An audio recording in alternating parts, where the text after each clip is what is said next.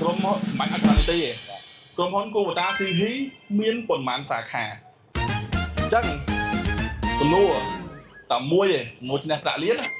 កាមេរ៉ាមែនមើលសម្លេងមកឡាតូទំនួលឈ្នះប្រាក់លានសួរថា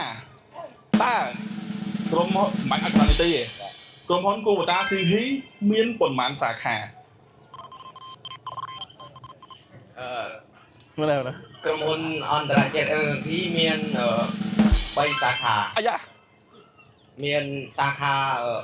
ក្រុងស្រីសុខឿនសាខាស្រុកកន្លែងនិងសាខាខេត្តសៀមរាបត្រូវយកវត្តមកយកវត្តមកយកវត្តមកអត់មានខុសត្រូវអូម៉ាបងមកឡើងមកទីសៀងហ៊ីក្រុមមាន3សាខាដូចគាត់និយាយចឹងដឹងច្បាស់ហ្មងអត់ពេច7ទេណាអរគុណហេអូគាត់នេះចាយដូហ្មងអរគុណច្រើនអរគុណគូតាសៀងហ៊ីក្រុមយើងមាន3សាខាមាននៅស្វាយនៅក្រុងហុយផនហ្នឹងមាននៅកន្លាញ់ហើយនិងសៀមរាបគូបតាសិង្ហីគ្រប់យើងខ្ញុំមានលក់គ្រឿងចក្រកសិកម្មជាច្រើនប្រភេទដូចជា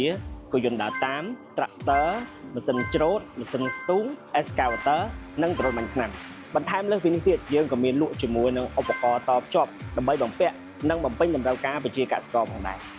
សម្រាប់គូបតាសិង្ហីគ្រប់របស់យើងខ្ញុំមាន3ទីតាំងទី1ស្ថិតនៅទីរំខាត់បន្ទាយមានជ័យទីតាំងទី2ស្ថិតនៅស្រុកកន្លាញ់ទីតាំងទី3ស្ថិតនៅខេត្តសៀមរាបព័ត៌មានបន្ថែមពុកម៉ែបងប្អូនអាចទំនាក់ទំនងបានតាមរយៈលេខទូរស័ព្ទដែលក្រុមការងារដាក់នៅខាងក្រោមអាចតាក់ទងបានតាមរយៈ page គូបតាទាំង3សាខារបស់យើងខ្ញុំផងដែរអញ្ចឹងខ្ញុំបាទវិបុលសូមអរគុណសូមជម្រាបលា